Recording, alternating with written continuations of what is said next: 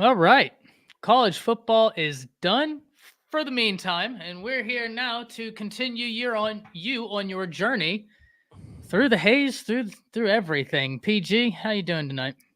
I am doing good. I'm just ready for Oklahoma to play in Lawrence this weekend. It's going to be 38 degrees at kickoff.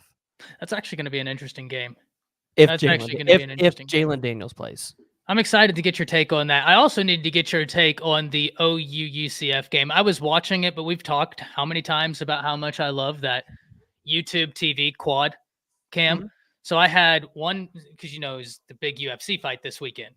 So I had one TV with the quad cam, another TV with the quad cam, and then another TV with the UFC. So I was jumping between a lot of games, and I meant to rewatch the OU game before we got on here. I just didn't have time to finish it. So I Well, we want to can get your start take on there. that. Let's Well, we can start start there there because people know because where to find me. People know where to find me. We don't got to talk about oh well, no. But I Let mean, the people know where they can find you, and then you already know there's a routine here. I'm not letting you get away with that. listen, as I said, people know where they can find me on YouTube, the PG Show, Apple, Google, or Spotify. We're starting to do a little bit more in-game breakdown. So as I learn football a little bit more, and I'm not just watching it from a fan perspective and not really knowing how the game is played. So you guys, hey, that'll be fun. If you guys want to see somebody grow in that aspect, that's what I'm trying to do. So you get to follow along in that journey. But 31-29. That is not what I expected in the stands. I had, and to make matters worse, so I have season tickets. I'm having to sit next to two negative Nancys in this game Oh on boy. this side of me. And I kid you not, you would have thought that Oklahoma was losing to Rice or somebody. I mean, the sky was falling for them. I get their kicker woes because I have the same woes, and so does everybody else. The kicking situation at Oklahoma is just not good.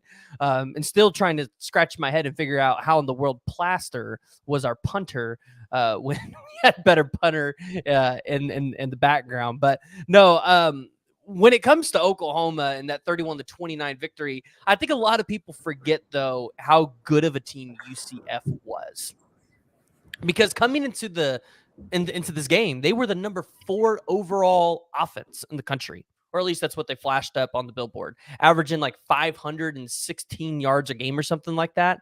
They have a So really dangerous rush attack, and they're really multidimensional.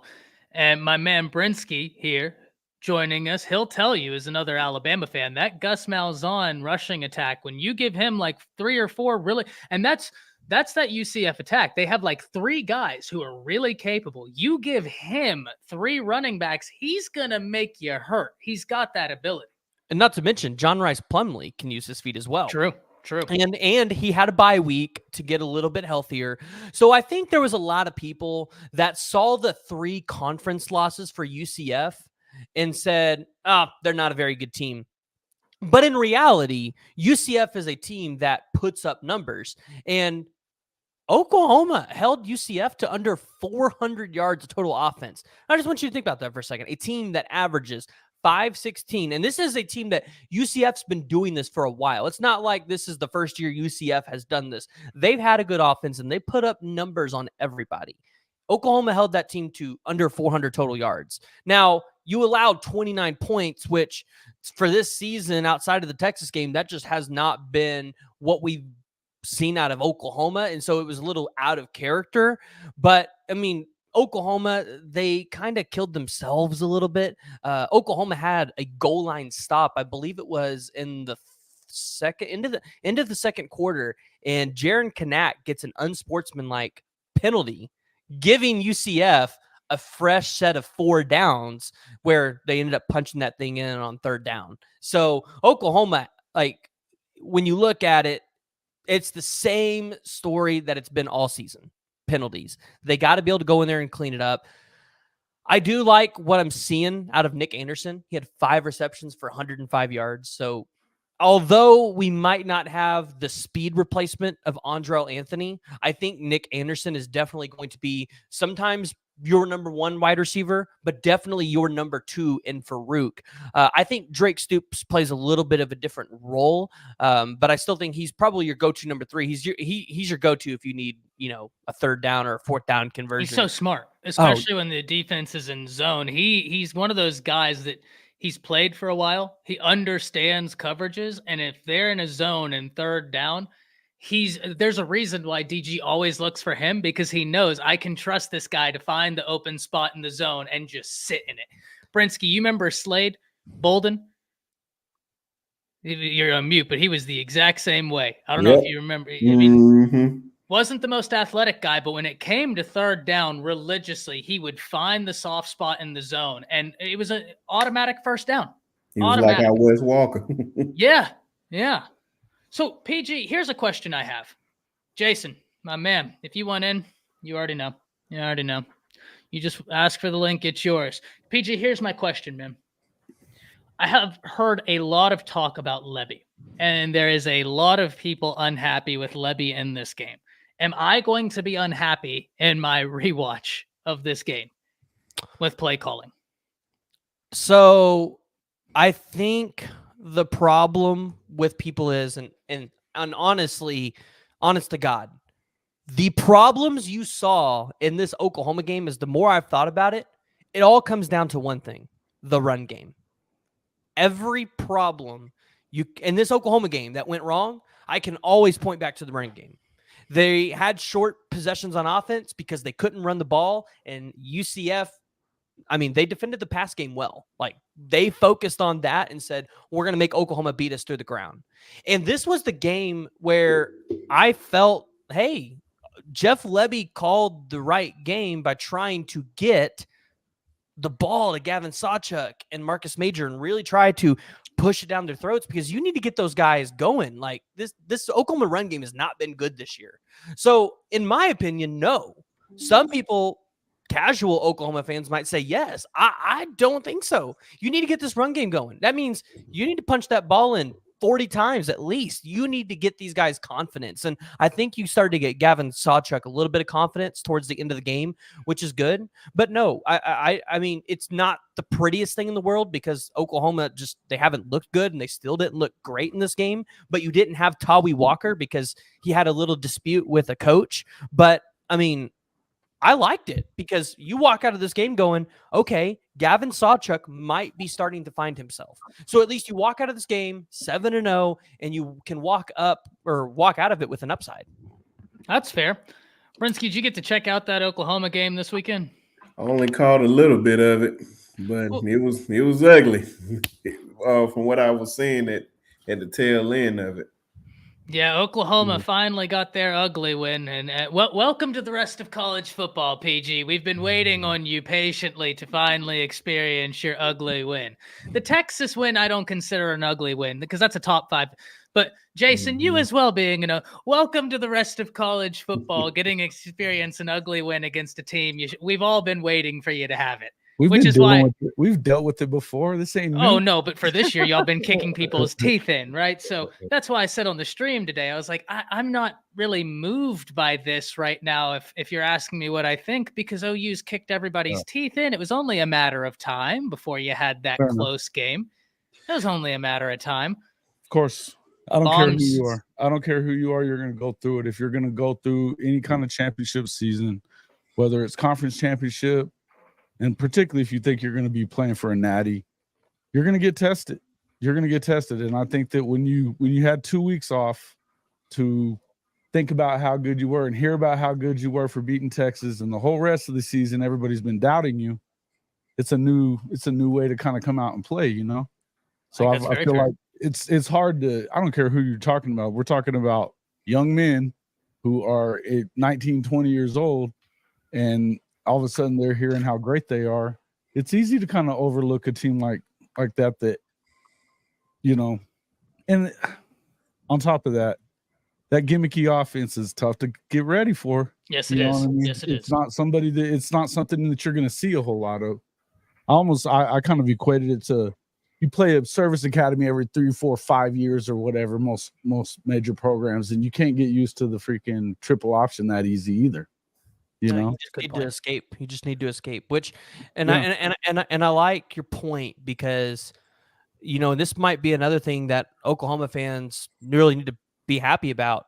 These guys got battle tested, and they got battle tested by somebody not named Texas. Meaning the next game against Kansas, which was a game that we all circled on the calendar and said, "Ooh, hey, you know what? They're going to come out prepared and ready to go because, hey, people are harping on them now. People are harping on them now. And we know how this plays when everybody, you know, starts to doubt Oklahoma a little bit." Now, yeah, but I do think there's something to be said for the Lebby thing. I mean, I don't know. I don't have a huge problem with playing some of those plays where you've got, you know, Farouk in the backfield or Gavin in the backfield, but I'd rather you see you do that late in the game, stuff like that. Go and establish your base freaking run against that. You know, I mean, run that, or just run your guys. And I mean, I understand Tawee was out, and that's, you know, you kind of wanted to see him, but rather than trying to get gimmicky off the bat, only problem I have with it is when you're the better team, I don't want to see you go in your bag that early. I just don't. And I mean, you know, and he's been uneven with his play calls. You know, some games are really good, some you're like, eh. But you know, I think a lot of that could be accredited to the running game hasn't been good. So he's trying to maybe. No, I get it. Yeah. So, I mean, that's the thing. I think, you know, especially in this game, but all season, if you have a running game like Oklahoma's had in the past, or at least half of what Oklahoma's had in the past, we're not talking about Lebby issues. We're not talking about offense issues. Yeah. That's fair. Now, here's one thing I do want to get, because Jason, you talked about that offense. Jance, you, yes, sir. Brinsky, myself, Brinsky, Jance, have y'all gotten the opportunity to meet each other? I can't remember if y'all have hopped on here at the same time. Nope. Well, First time. Now there are 3 Alabama fans on the panel, and this is we're overloaded here. We're overloaded on Ty's own show. We taking over the channel. So here's the thing: us 3, I feel like we're a little bit especially qualified to talk about the offense and UCF, and the lack thereof. Well, no, but your point is really true. You give Gus Malzahn some capable running backs, and he can make you hurt, right? He might not win a game, but he's going to win sequences within that game that are going to make you hurt. That's just Gus. Jance, talk to us about that, because first, give us your take on Oklahoma UCF this weekend, and then talk to us about that Gus Malzahn offense. Well, first of all, I mean, you know, like you guys said, you know, it was a struggle win, of course, but again, it could be worse. You could be like Washington when they scored 0. I mean, they scored 6 points offensively, and the only reason why they won that game was because they decided to pick up the flag on a pass interference call, which I still don't know why they decided to pick up the flag when it was clear a PI. Arizona State got screwed from winning that game. Exactly.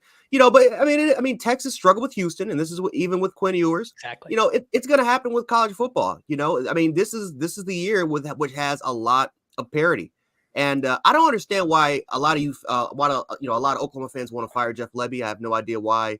You know, after what they have accomplished for the entirety of the season, you would think that they're number 6 in total offense and 4 in scoring offense.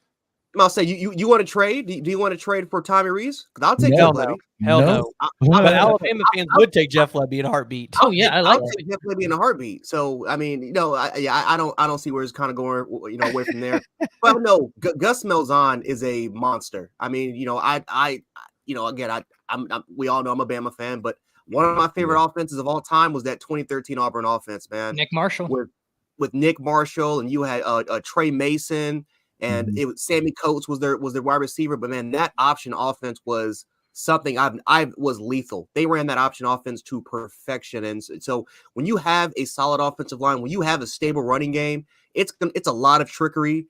It's a lot of trickery. It's a lot of foolery. It's going to confuse. You know, it's one of the hardest offenses to scheme against in college football when Gus Malzahn has the personnel. Really, the only question mark for Gus Malzahn is questionable game management, decision making, going for those questionable 2-point conversions when it didn't need to happen, going for 4th down conversions on 4th and 9 or 4th and 15 at times. That's always been Gus Malzahn's biggest issue. He's one of the biggest gamblers in all of college football.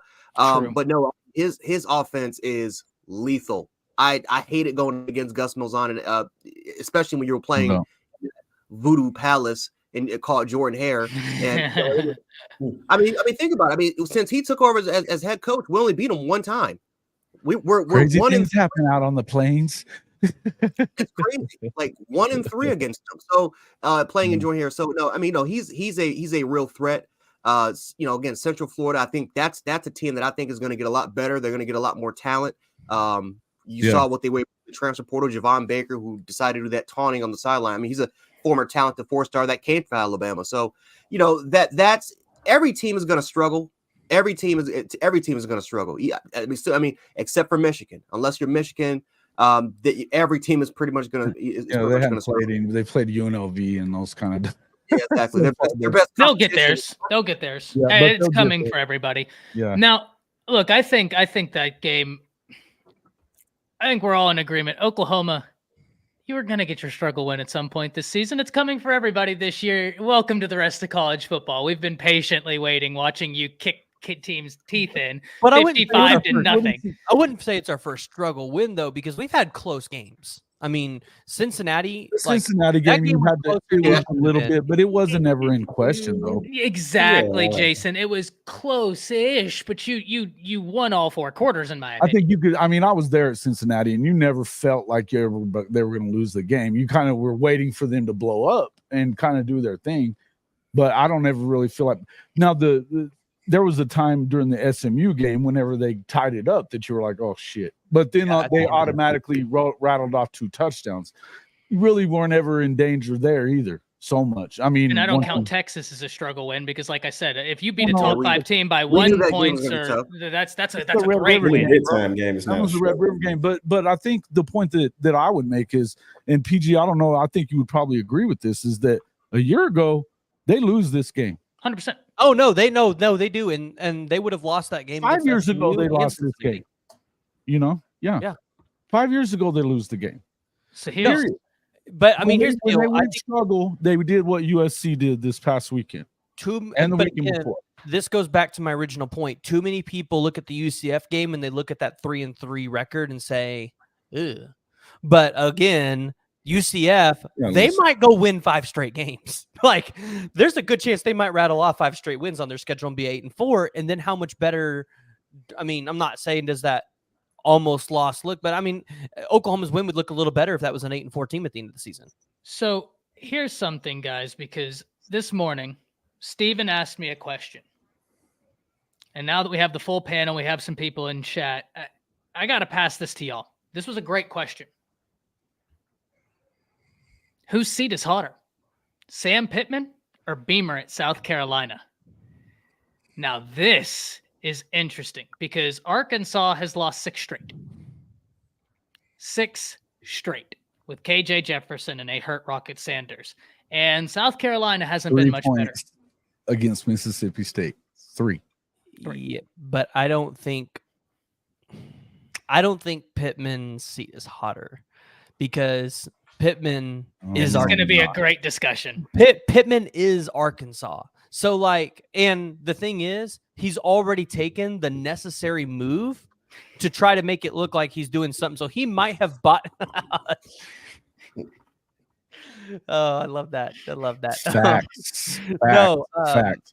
He fired his offensive coordinator. So he might have bought himself at least through the end of the season, maybe into next season, because it looks like, all right, he's taken the necessary moves to make a change. He's identified the problem. So I think Beamer's on a hotter seat just because Beamer makes unnecessary headlines. And I don't know if South Carolina not only wants to be a bad team, but also wants to have a head coach that breaks his foot by kicking something. Fair. Brinsky. Whose seat is hotter? Pittman. I think Beamer has a lot more potential just because of the recruits that he's bringing in. You got to give him time to build and get his personnel in there. And especially you seen how they performed against Notre Dame, even though they lost and beat Clemson on the road. So it's a lot of potential with them. Pittman is a whole lot different. Now, if he would have beat Alabama, they probably would have gave him 5 years.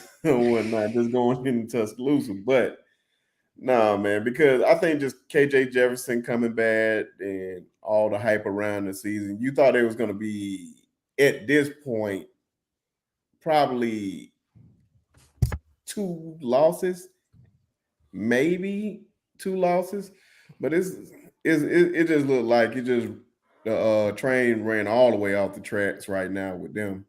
So this season is a wash, and it's not going to get any better. And to just make it even worse, you get 3 points. 3 points against Mississippi State. That is what puts you on the hot seat right there. Now, if you just get 3 points at Alabama, okay. Yeah, but Mississippi State, come on now. This is definitely not their year. You can make an argument, though, that Pitman and this Arkansas team, they haven't played terrible. I mean, they only lost by 3 to Bama. And they only lost by 7 to Ole Miss. They lost by 12 to A&M. They lost by 3 to BYU, bro. LSU. If I could quote Dominic Toretto for the sake of family, it doesn't matter if you win by an inch or a mile. Winning is winning. But to score 3 points against Mississippi State, that's just the only problem. It's one thing if you just lose to them, but it's just you scored 3 points. Then we got the ball back for you, and you can't even move the ball to the halfway point for KJ Jefferson to even throw a Hail Mary at the end. So a little Easter egg for my Bama guys in here. Where the hell is Dan? Gone. Where the hell is Dan? For those of you that don't know, that's a callback to when Nick Saban called a meeting. All the coaches came in there. And there was no Dan Enos. So Nick Saban asks the famous question, where the hell is Dan? Turns out Dan took the Miami job in the middle of the night and left without telling anybody, and then got fired from there. And now is could have been the OC, man, but instead, now look at him on the street. But do you think Pittman bought himself time by firing Dan? Look, it's a good start, but I don't know that it's enough. Trying to do. He got another year. What if the offense was a lot better? He may get another year out of it, I think, but he may not, though. I don't think that. But the problem, the difference is you ask about Beamer. I don't see Beamer going anywhere. I think that when you won what you won last year, you know, not only did they beat Clemson in the bowl game, they also beat Tennessee big lit Tennessee up, and they were still in line for a CFP berth. I think that the questionable thing about, I think that he bought himself some time, but I also think that I don't know how much time he has too. I still think that Pittman is the guy that's out of here probably sooner than that. When you look at their record over the season, they lost it. Look, A&M is not playing well. They lost to them, but they also lost to BYU. You know what I mean? So none of their wins matter, and all their losses they don't look great. Some of their losses don't look great, and it's great that you win and played a nice game against Alabama, but in the end, I think that Beamer, he may not have a ton of time because you did have an exodus of players. They lost their best tight end, went to Florida State. They lost a bunch of their guys, and nobody there for Spencer Rattler to throw to, even though he's lighting it up. But they don't have anybody. What's that receiver's name that keeps getting hurt? When he's there, yeah, he's pretty good, but when he's hurt, they're screwed. They have nobody. So I don't think that Beamer helps himself with his whiny stuff and the crap that he pulls after games that they lose. I think it's cute whenever he wins that he acts like a weirdo, but the breaking your toe and then talking about mayonnaise and crap like that after losses, nobody wants to hear that shit. Or the hot dog guy or whatever that is. I mean, nobody wants to hear that stuff. He's a good offensive coordinator, right? That's why that's what we came down to. And that's the thing. I don't know that he's the long-term answer there, but I would say that right now, I think Pittman's in trouble. I think he's been there longer. They've wasted the entirety of KJ's career there. They've wasted it. And he's probably the best quarterback in the freaking conference, is he not? Jaden Daniels is who I put number one. Or Jaden Daniels. Okay, maybe Jaden. But I mean, come on. We're talking about a guy that's been there. This is what, his 4th year, and they're not winning. They're not winning. They're not putting it together for him. And when your offensive line is as bad as it is, and he's an offensive line coach, the hell's going on? I foresee the next offensive line coach at Alabama being none other than Sam Pittman. Now, gents, you already know, man. Bring it on home. Whose seat is hotter, Pittman or Beamer? I gotta go with Beamer. No, I'm sorry. I gotta go with Pittman. I keep changing my mind, man. I keep going back and forth with this, but no, I'm gonna go with Pittman. No, I agree with the guys. He's been there a little bit longer. Last year, they did not meet expectations after the previous year. And so 2 straight seasons now, you've kind of underachieved. You failed to beat your biggest rival in Texas A&M. The Alabama game, again, if they would have won that game, I agree, could have potentially saved something. You could have made an argument for it. They fought. I mean, like, this is a very, very tough team. Very, very tough team. But you just look at this Arkansas. I mean, they just offensively, they have just been a disaster. They've been a disaster offensively. And the only reason why Arkansas scored those 20 points was because of KJ Jefferson with those broken plays. It was because of his ability to run and his size and strength, and just a lot of literally the broken plays were the reason why they scored 20 points in that game. So, it's just what happens if KJ Jefferson's not even the guy? I mean, you could be talking about a 0-win football team if KJ Jefferson is not the starting quarterback. So this is not looking good for Arkansas right now. But I also think too, I don't think it's all on Sam Pittman, because at the end of the day, the players, you got to execute. You got to execute the game plan that's in front of you. And a lot of the times it's little mistakes that are costing them. And I don't think that's really much of a coaching issue. I just think that's more, you got to figure out a way to execute in those particular moments, in particular situations. So it sucks for Sam Pittman. I do think he's a good coach. Again, but you look at the difference between Arkansas. You look at between a Mark Stoops and a Sam Pittman. Is Stoops has found a way to get the job done at Kentucky, and Sam Pittman has not found a way to get the job done with Arkansas. Now, Arkansas has pretty much one of the top 5 toughest schedules in the country. Like, if you look at their entire schedule, it's tough. Brutal. They have no breaks. It's a brutal schedule. But at the end of the day, I mean, again, Stoops found a way to get it done. Found a way to get it done with less talent and less pivotal players in the portal.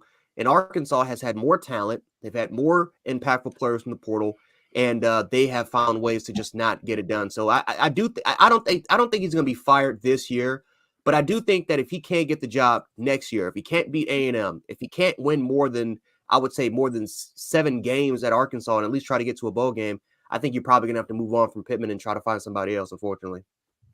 So here's, I'll say my little piece, because I don't think I have to add much into it. I think you all have made great cases.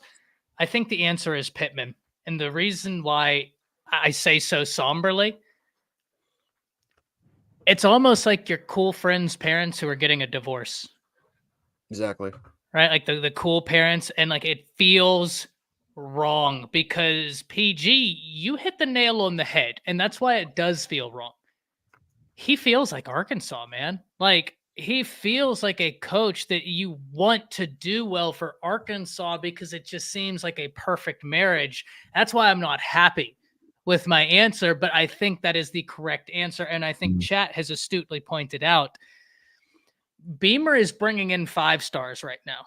And Blood does make a good point that, recruiting only gets you so far. Look at Jimbo Fisher. But I do think there's a bit of a difference in what Jimbo is doing, where it's just like, okay, now you're recruiting so well that it's almost having the averse effect, where it's like, okay, now you have all this talent and nothing is changing. So what's happening, as opposed to being able to initially get in that talent? I think the answer is Pittman, but it's going to be interesting. Now, PG, you were saying you had to run a little bit early this week. So I wanted to transition here and talk about the Trojans real quick. And I'm going to start it with you. USC falls again.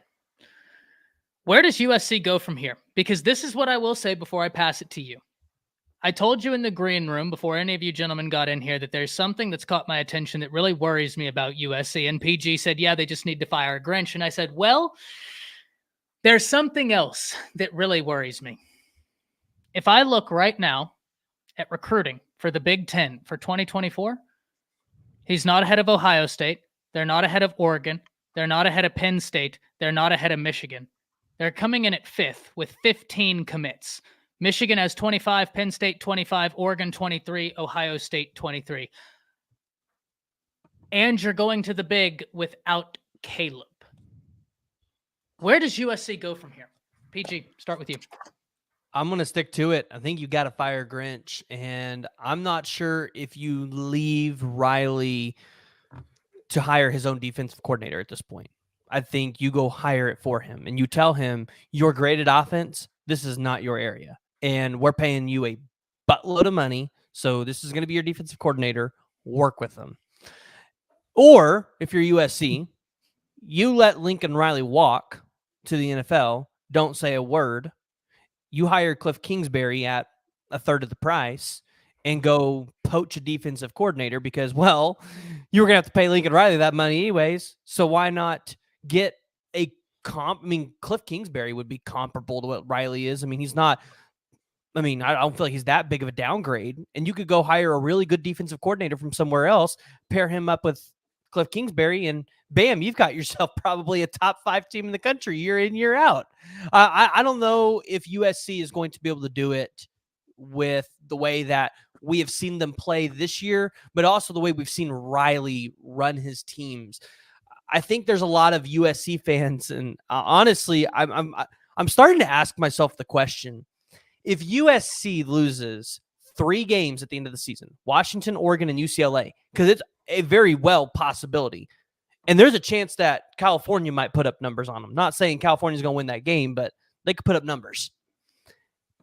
If they lose and they go 6-5 this, or 7-5 this season, which is a possibility now, do you consider moving on from Riley altogether? Because us at Oklahoma, we had Riley, and I mean, there was nothing else to go off of history-wise.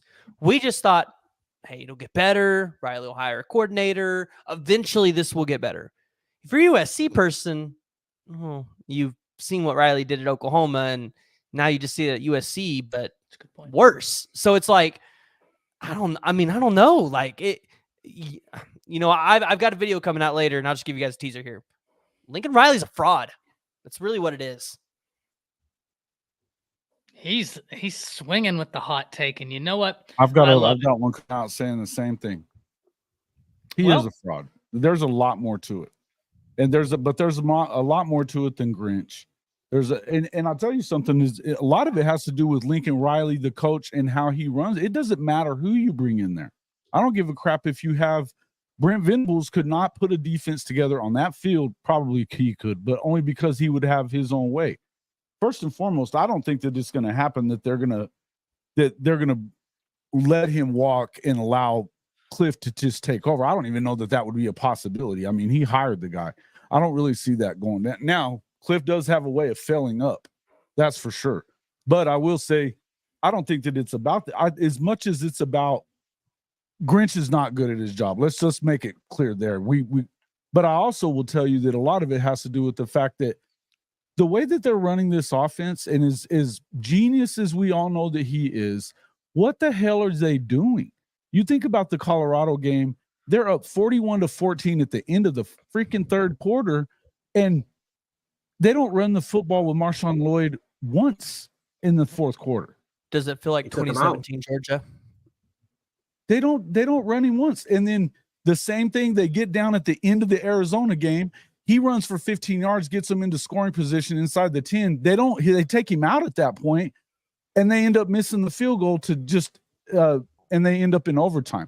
If they'd just handed him the freaking ball again, he probably gets into the end zone, because that's how good he was starting to run well.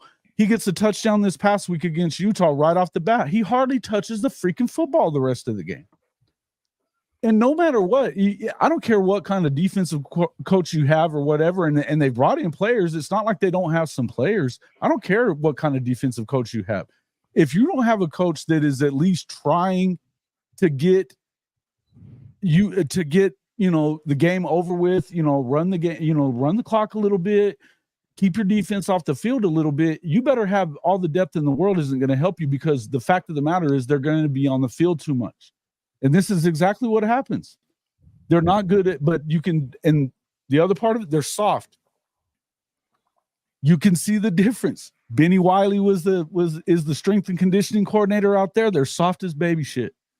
It was the same thing with Oklahoma. Now Oklahoma with Schmitty back in there and Coach Venables, they're punching you in the mouth. USC's taking punches. The dude is a fraud. He's been a fraud. We've been talking about it since last year. Ty, you and I talked about it on the one show when I said, look, it looked like everything was well and good and fine, but it was a facade and it needed to be broken. It needed to break the entire way. And until it did, you were never really going to fix everything that was going on at Oklahoma.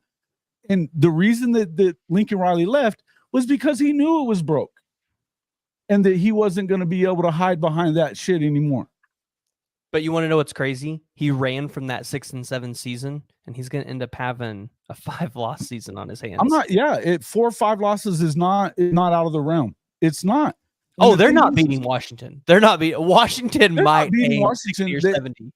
That at most they maybe win the game against UCLA, but I doubt it. That defense will hit you in the mouth, and we know that somebody that's tougher than you will beat them. Yeah. And here's the other thing. The last thing I want to say about it is this. Here's the other part of it. Caleb Williams is not playing well either.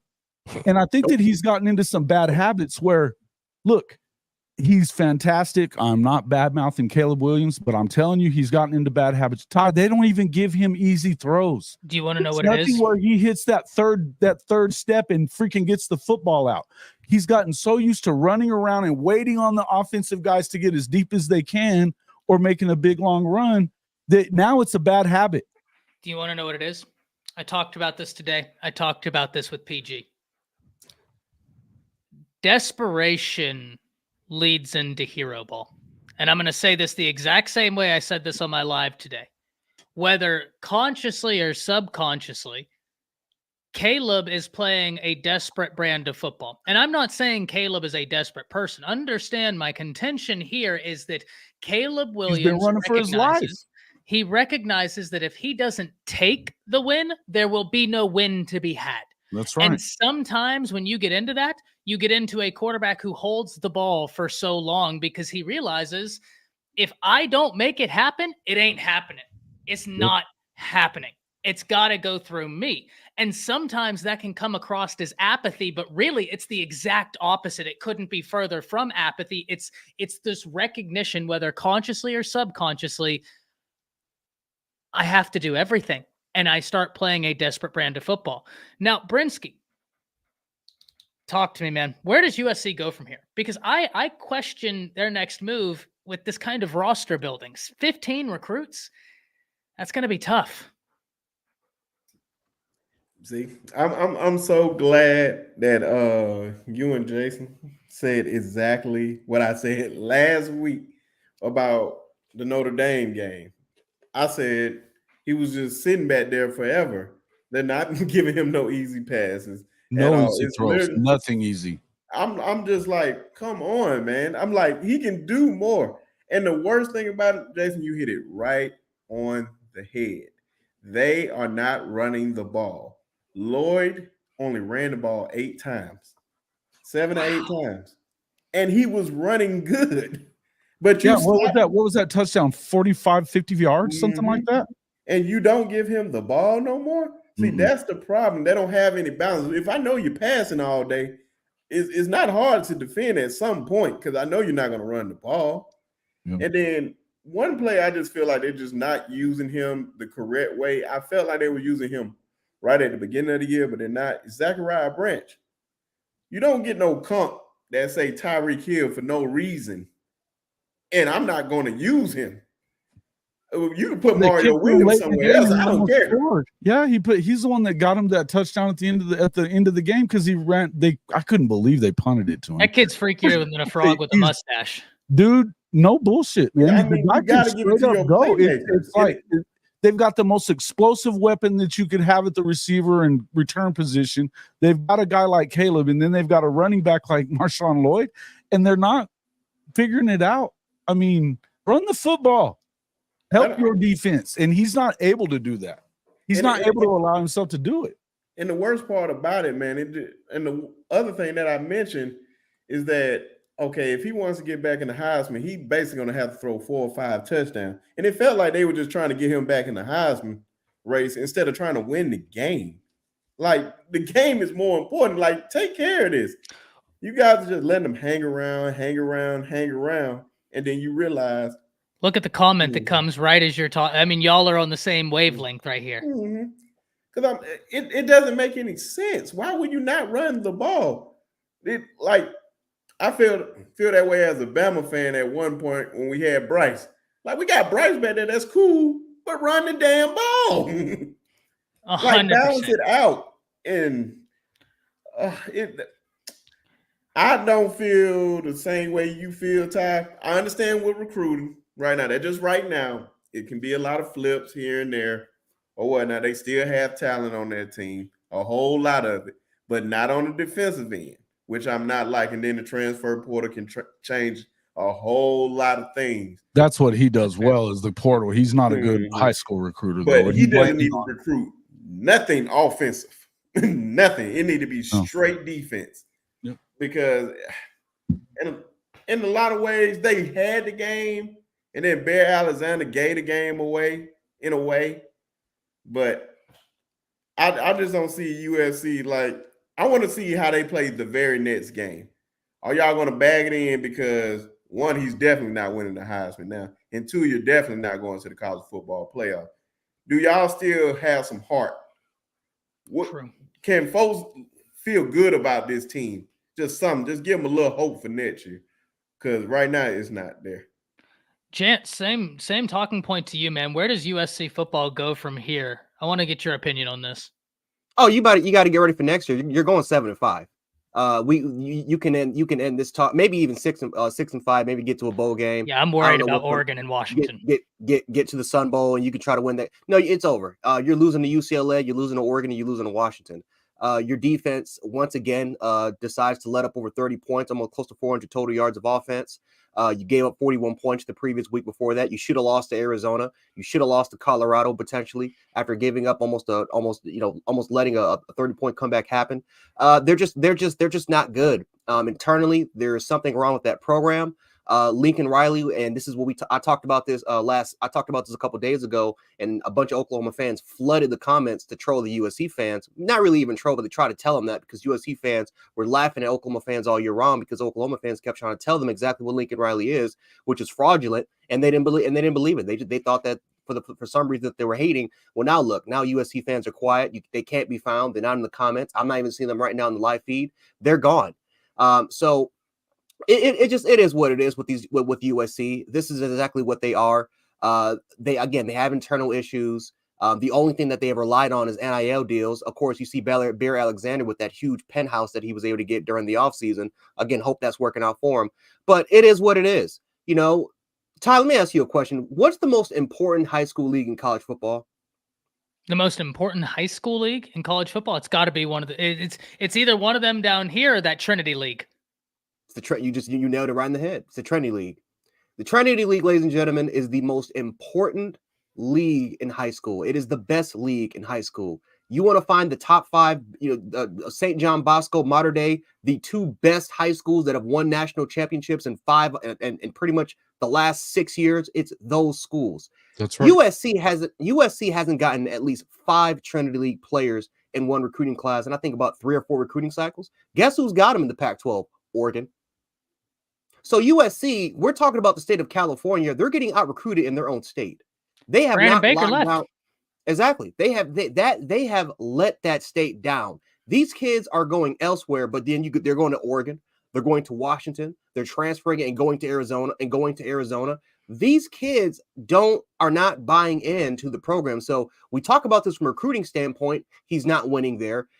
He's not winning the football games. His offense continues to be elite. But even I would say this, I don't think it's as good as I think. Caleb is pretty much be the one to carrying. Like you guys nailed on the head. These wide receiving concepts that are developing are trash. These passing concepts are garbage. They failed. Marshawn Lloyd had 7 carries for 86 yards. He averaged 12.6 yards a carry, and yet for some reason you wanted to rely on Austin Jones at the end. You want to rely on Austin Jones, really? That's what you wanted to rely upon. So again, game management has always been a huge issue for Lincoln Riley. We know this. They failed. Offensively, for the most part, they have failed, and defensively, it is a joke. It is a complete joke. All this hype that Bear Alexander is going to be on the defensive line, he's going to change life. No, that's just not the case at all. They can rush the quarterback.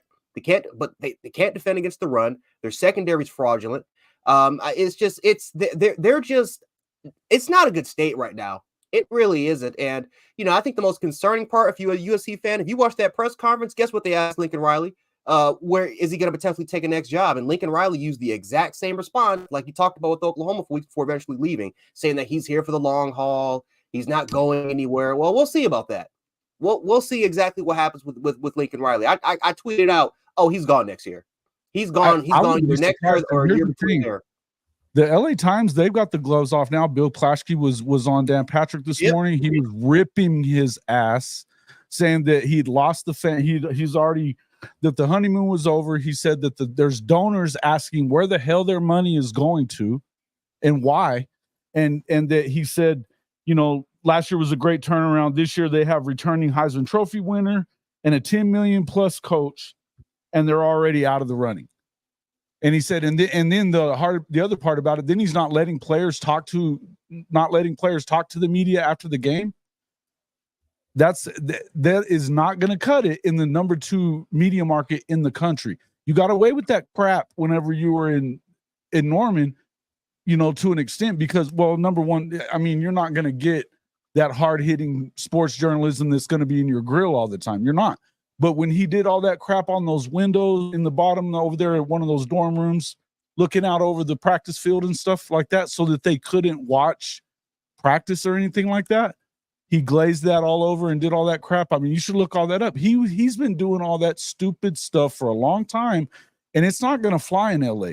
And excuses are out the door, and that's all he does is make excuses. There's literally, he's been making them since he was at Oklahoma. He made them last year. The first game against Utah, he made the excuse. He was blaming the refs for them losing. Then he made the excuse in the championship game that they lost. Well, Caleb got hurt. They hurt him, and you kept running him back out there. That was the excuse there. And then the same excuse for Tulane. Well, he was hurt. Well, why'd you play him? If the only thing you have is Caleb Williams, then what the hell happens when Caleb leaves? I'll tell you what, he's going to go with him. And if I'm Caleb, though, I don't want him anywhere around me after this. We won the Heisman. We did that part. You're not helping me get better. And look, if the kid isn't doing anything but reading one half of the field and gone, forget about it. This is not going to work in the NFL, man. It's not going to work in the NFL. Whatever you may be the best athlete on the field all the time when you're playing in the Pac-10 or the Pac-12.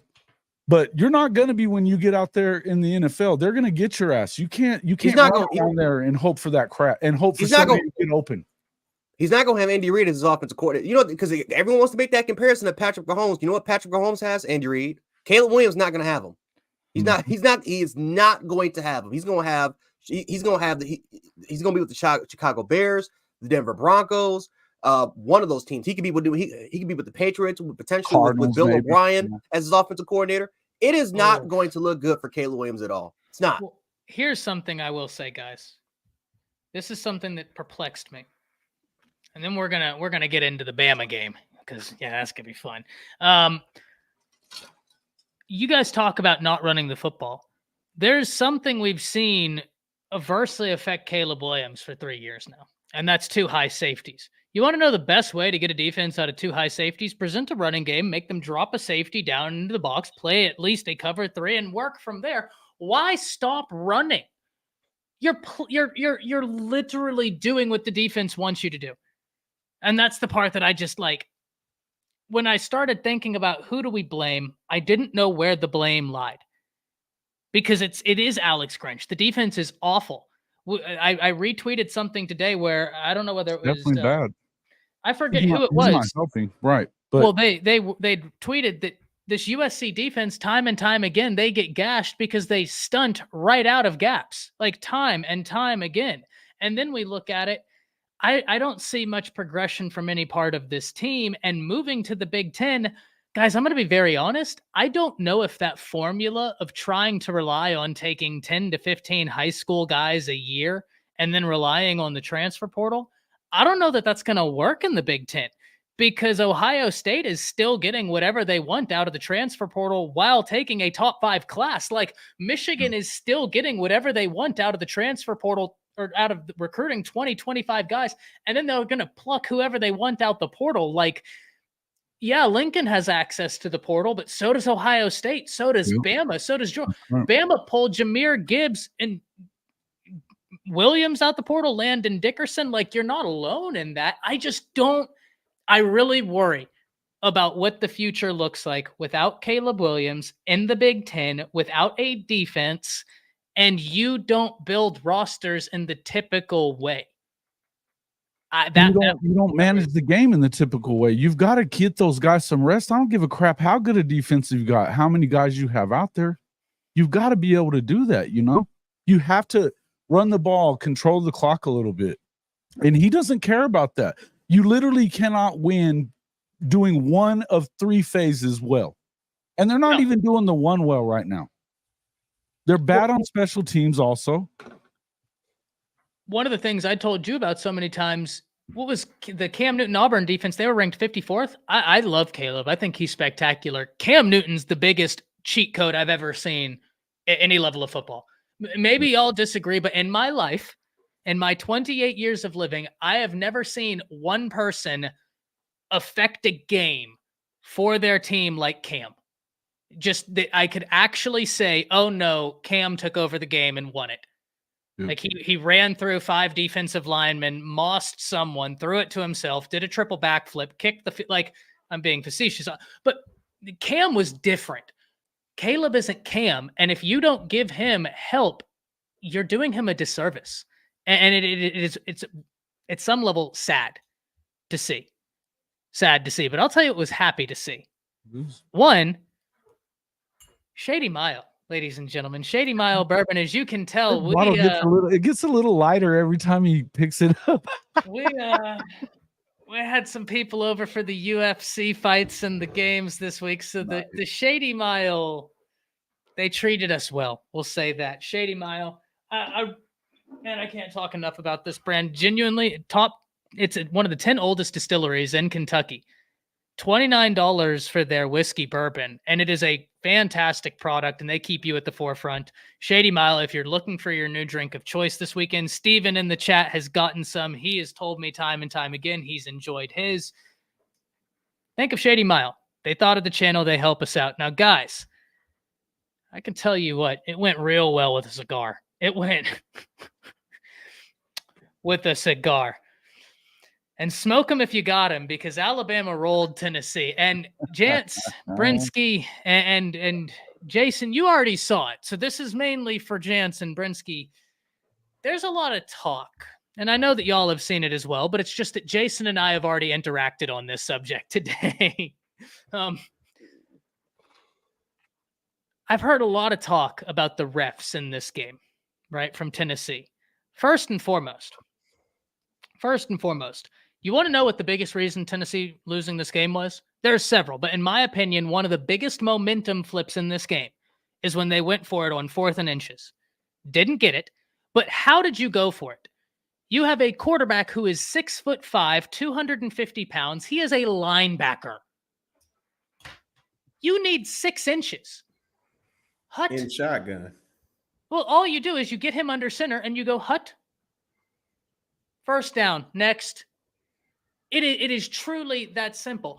On the same day, or a day later, we see the brotherly shove in Philadelphia where they line up Jalen Hurts and push him.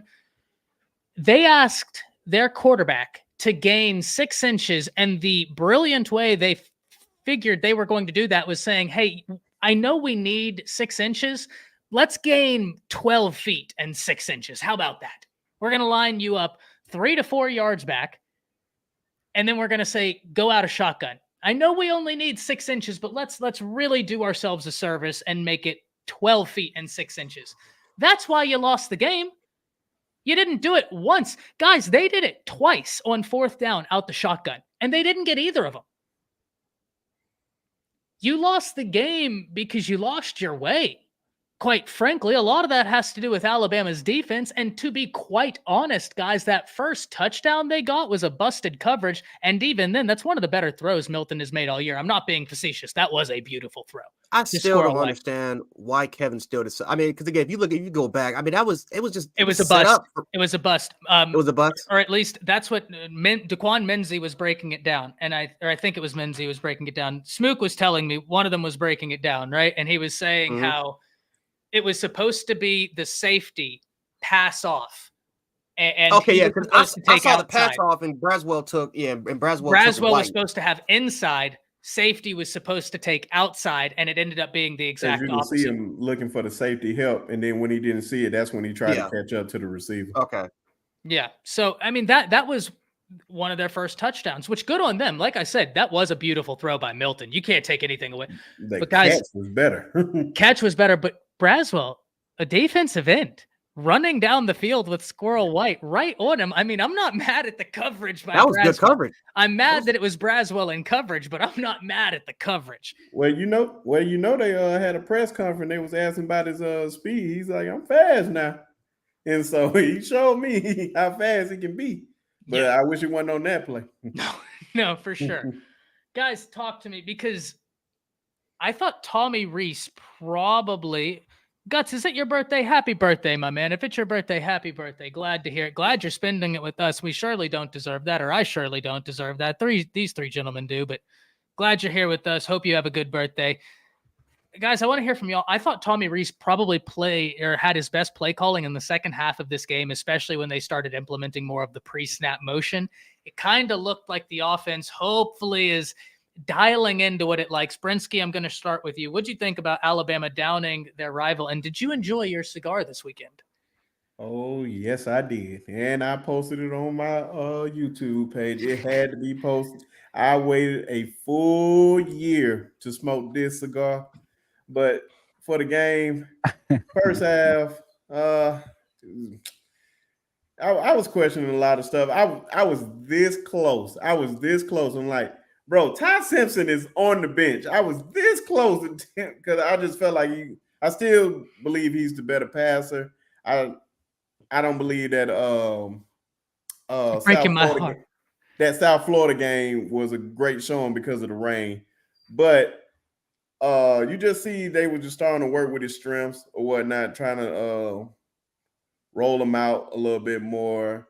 And he was reading the coverages a lot better in the second half. A whole lot better. Then they started taking shots, which he is great at. I mean, awesome at.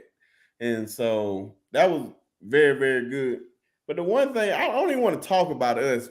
Well, I have to give a huge shout out to Jahad Campbell, because Jahad Campbell, I'm still not processing this, how Marshall is over Jahad. I believe he should be the starter over him, because every time he plays, he's getting at least 10 plus tackles. He's all over the field. He is everything that we want as a middle linebacker. But let me tell you something about Hypo just made me not like him. Like a year ago, y'all did all this and taking the goalposts off and throwing it into the leg, yada, yada, yada, and all this. Alabama, we're going to run all over them and do this.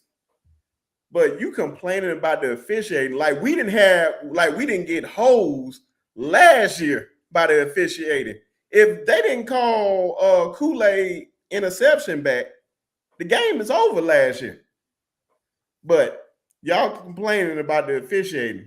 But the second half, literally the second half of the game, this is your stat line. Punt, turnovers on down, punt. Fumble touchdown, punt, turnover on downs. Come on, man. You blaming it on officiating? You should blame it on yourself and your bad play calling. You are terrible. Like you said, Ty, you have a 6'5" guy, and he's in shotgun. Thank God y'all want to put him back there. Thank God. All you have to do is just bring him up and literally just get that couple of inches, and you would have got it. But you did it twice. You got away with it on the first try. The first try you got away with, defense bailed you out. And then the second one was the complete game changer. That's when Bama didn't look back. So forget all these sites, every talk, anything that involves Tennessee Vols. Shut up. I'm just out of hearing their fans complain, man. It's just so annoying. They keep hollering about the officiating, but they're not pointing out the coach who is god awful in this game. Blame yourself. And then you trying to sit there, is it one-sided and trying to be quiet and just tap your hand? Like, come on, bro. It's your fault. The officiating got nothing to do with you getting outscored 27-0 in the second half. Get it together. Bum. Man, I was so close to guessing the score right. I guess 30-20, 34-20 Alabama. Janice, I'm going to give it to you, and then Jason, I'm going to let you take us home on this one. Well, first of all, I would. Oh, go ahead. Well, I didn't. I don't know if you can see. Did you see what I edited your name to, by the way? Because I know it's not popping up on the screen. I don't know why our names aren't popping up on the screen, but you are now Chef Jarek of Jant Sports because you were in here cooking Lincoln Riley and them. So I decided to name you Chef. Do we need some water to cool down? Because he was Chef Jarek in the house. So excellent. I had to pass it to the chef. Go ahead. Well, first of all, like I said, it was, when we typically beat Tennessee, because like I said, I'm not the biggest smoker in the world. So what I typically would do is that I would go to Walmart and I'll buy a big bag of pretzels. And then I would take that pretzel stick and pretend like I'm smoking on a cigar. But for the first time ever, I decided to actually go out and try to get a cigar. So I got a JR Nicaraguan alternative, which I had no idea what that brand was. I just went to the store and asked them, hey, what's the cheapest cigar you have? And that's the one they gave me. Oh, don't do that. And oh boy. Yeah. Oh no. And I smoked that Nicaraguan alternative cigar, and it was bad. It was a really bad experience. But at the same time, though, cigar? I would say, what does that mean? What does that mean? I don't know. Does that mean they have something else in it besides tobacco? I don't know. I don't know. I don't know about cigars. They just say, hey, we have something called this Nicaraguan alternative. Here you go. You can smoke it. And I'm like, oh, well, okay. And I just took it, smoked it. They did dirty, brother. And boom. It is what it is, man. I don't know any my cigar brands. It is what it is. Maybe I got it. I'm gonna talk to you guys about that. I don't know. I have no idea. But 2 seconds later, I would say that the cigar it was sweet. It started was a little musty. And then it started to pick up, the flavor started to pick up a little bit, because then I started to read those Tennessee comments. I started to look at all those Tennessee comments, man. right at the looking at all those Tennessee comments, man, talking about the referees and how all this crap and stuff like that. So, yeah, it is what it is. Tennessee fans are pathetic, right? Let's just get that out the way. It's not all you guys, because I know there's some guys in the comment section, but we're talking about some of the most pitiful human beings to ever exist are Tennessee fans. I would rather lose to Auburn 50 times than lose to Tennessee once in my lifetime. I'm embarrassed that we lost to them last year. And just to see how they handled that game, what they did to Alabama fans that were there, spitting on Alabama fans, using discriminatory slurs. They could not handle taking the goalpost and delivering it to the river. They couldn't handle an Alabama win for the first time since 2000. 2006. They couldn't handle it. So to see these Tennessee fans after the game is over talk about the referees and complain about it, and still to this day, despite them not talking about the fact that Alabama scored 27 unanswered points, how this offense looked anemic, how once again it wasn't really Caden Proctor's fault a little bit. I think Jalen Murrow kind of gave up a couple sacks. The offensive line did a little bit better than what it was, but for the most part, Jalen Murrow still being top 5 in the league as far as most sack quarterbacks. This offense looking anemic, not knowing what we want to try to do.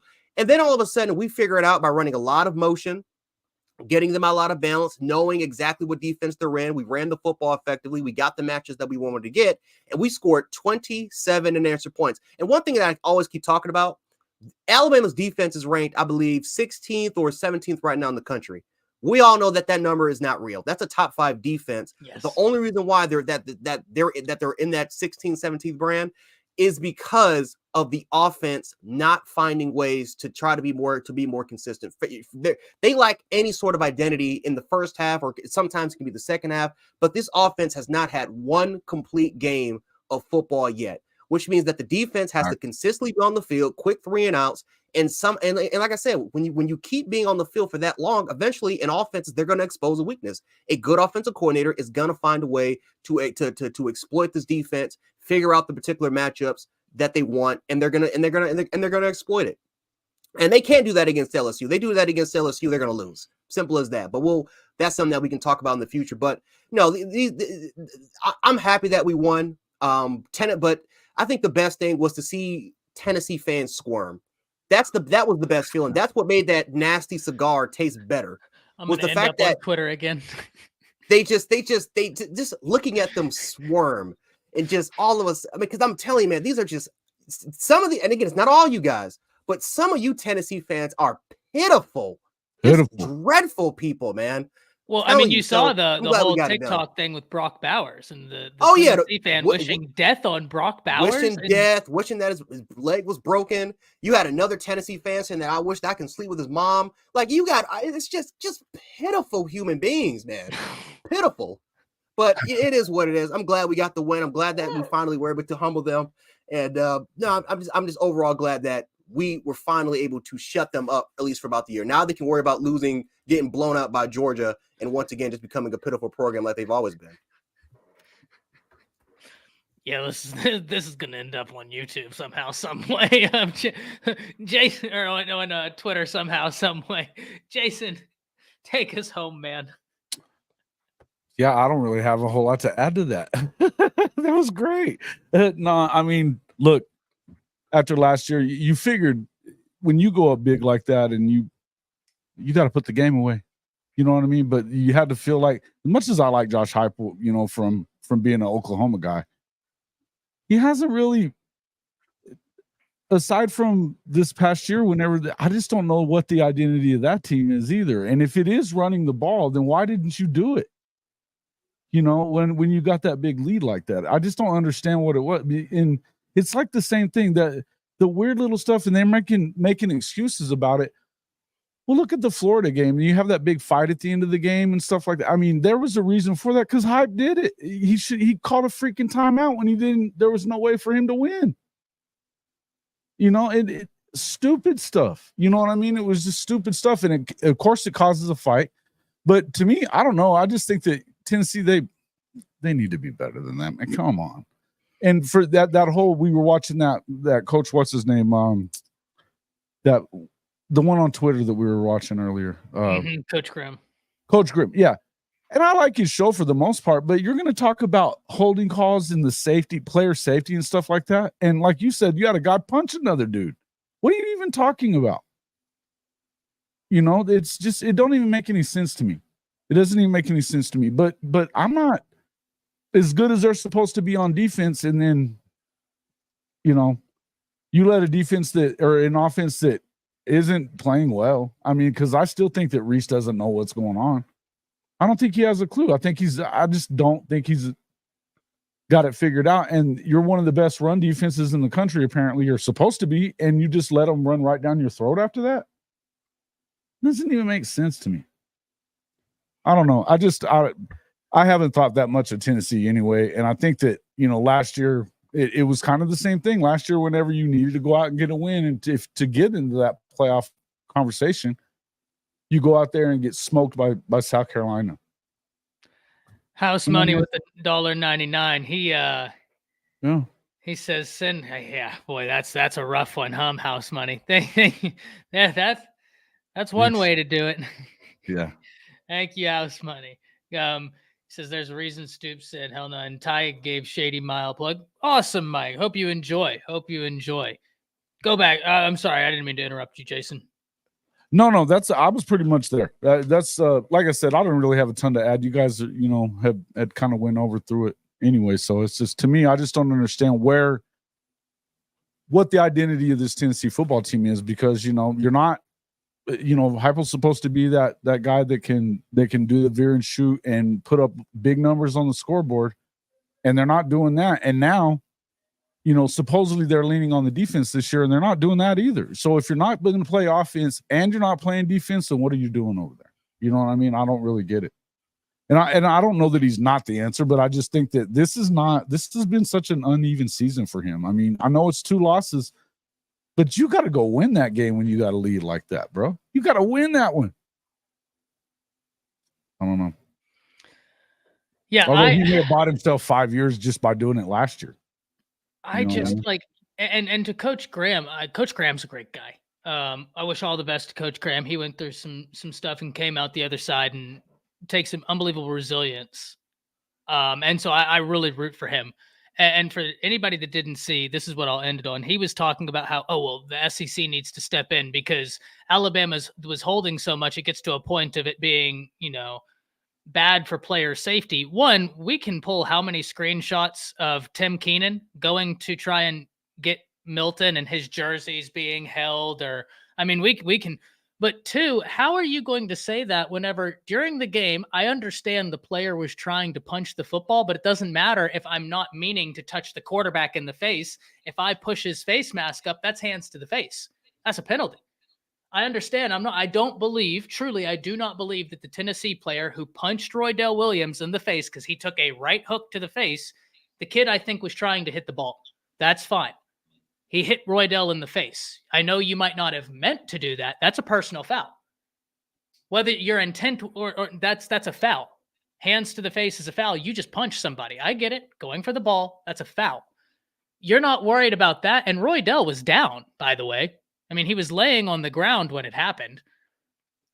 If we're worried about player safety, that probably is the part where we should start the conversation, no? Or is that, I don't know, maybe I'm just looking at the situation different. But that just was like, I hear you, Coach Graham, but if you're really concerned about player safety, someone threw a right hook and got clobbered in the face. No flags were thrown.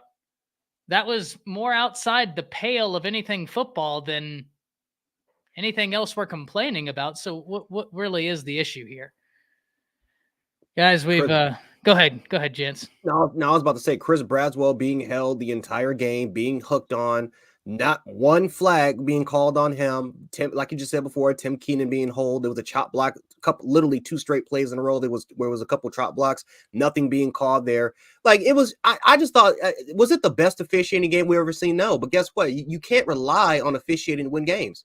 Last year for the most part, Tennessee criticized us because of the officiating that was going on, a missed targeting call that hit Bryce Young in the head, a pass interference call that, again, 10 seconds later, they decided to throw the flag on. The ref all the way across the other side of the field, by the way. The ref that was right there watching the play isn't the one that threw the flag. It was the ref on the opposite side. Exactly. But again, we got criticized for that. So all of a sudden, Tennessee wants to complain, we're the most penalized team in the country, and they only threw 1 flag. It's got to be some riggery. Like, it's just... Well, they actually suffer from more penalties than we do. They're more penalized this year than Bama is. Yep.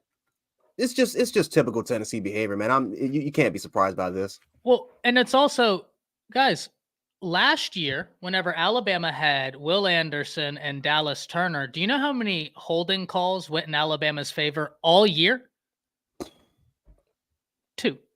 So, Coach Graham, I hear if you're really that moved with player safety, that probably would have been a great place to start. You mean to tell me that nobody held Will Anderson, who, by the way, is killing it in the NFL?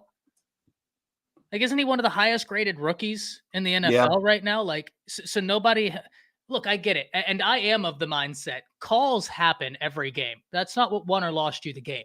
What won or lost you the game was getting away from what you do and just getting beat. It's that simple. It is that simple. But 2 holding calls all year, that is a crazy stat. I didn't even know that. Yeah, 2 all last year. That's all Alabama had against them. With those 2 guys, and Dallas is projected to be a top 5 pick, and Will is a top 5 pick. And you telling me only 2? That's crazy. So with that's everything you need to know. Yeah, with a Boigme 5 games in, only 2. So, look, it's part of football, but yeah, it is what it is. Guys, what a Monday. What a Monday. We're going to go around like always and let everybody plug up their content. Brinsky, we're going to start with you. Boy, that almost went bad. That almost went downhill real quick. It's all good, man. Y'all, I'm Brinsky Sharp or the Sharpshooters podcast. I want y'all to just come on over and check us out. We drop every Wednesday. We steady growing like these guys out here, learning, enjoying, or whatnot. Shout out to my guys as always. Shout out to Todd. Shout out to Jason. Appreciate you guys always for showing love. Definitely for showing a lot of love. You the man. Of course, man. You the man, Brinsky. Yeah, Jason Watkins, Hall of Fame College Football. You can find me at CFB-pod or on Twitter at JW_HOF. And then on our website is just hofmedia.us. But yeah, I invite all you guys to come out and jump on one of our live streams on Tuesday nights. I know that's usually not able to be done for Ty because he's got his Bama Standard stuff going on that night. But anytime you guys have an opening, let me know, and we'll bring you on board. And thanks again for having me on, Ty. Absolutely, man. Love it. Jance? Find me at Jance Sports on YouTube. And again, if you want to see me argue with Tennessee fans like I had to do last night, you can follow me there. We have a very, very fun time. Twitter, Jance716. And, oh my God, the DMs I got from Tennessee fans, oh my God, was spectacular. It was absolutely spectacular, man. The harassment, it was so fun. I had to do this. But yeah, follow me at Jance716 if you want to see some drama. And then catch me at Bama Insider. I got it. Bama Insider. I'll be on there like in a few. So catch me on there at Bama Insider. Coach Sean, Coach Book. I know Ty's definitely familiar with that.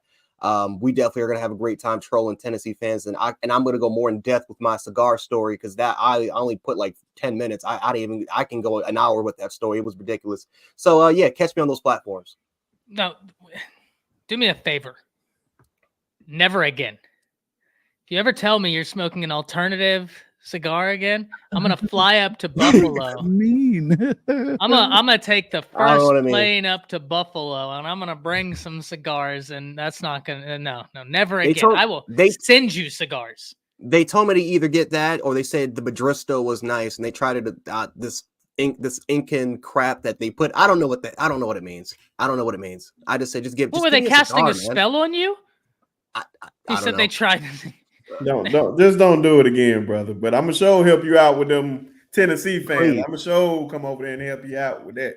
Yep. And where can they find that at? They dirty. Oh yeah. Jan Sport. Video. Oh yeah. That's a perfect video, man. Oh yeah. Where can they find that live you're about to go on, Jance? Oh, Bama Insider. Catch me on Bama Insider with Kyle Henderson. We're gonna have a great time. We're gonna have a great time with Coach Sean and Coach Mook over there. So that's about to start in a few minutes. Huge YouTube channel, guys. Just about to close in on 100K, if I'm not mistaken. Kyle does. Yeah, Kyle does great stuff over there. House Money, thank you for the Bama Insider with Kyle Henderson. Love it. Love it. Mm-hmm. And matter of fact, can you do one thing for me when you go over there? Tell Kyle. I don't know him personally, but I watched his video on Saturday with him in the stadium smoking his cigar, giving his take of the game. Top tier, beautiful. I was loving every second of it. I'll let him know. I'll text him. Thank you. He's a good dude. And House Money, thank you for the other $1.99. He says Vols fans nothing but Dixon Dallas Swifties. Man, listen, it's a tough crowd right here, but another year and Alabama reclaims the rivalry. Until next time, we'll see y'all next Monday, right back at the same place. Y'all be easy. Enjoy your Monday Night Football. Go check out Jance and his stream, what they're about to do. They're about to pull numbers. You want to be a part of it. And until next time, that's it. See ya.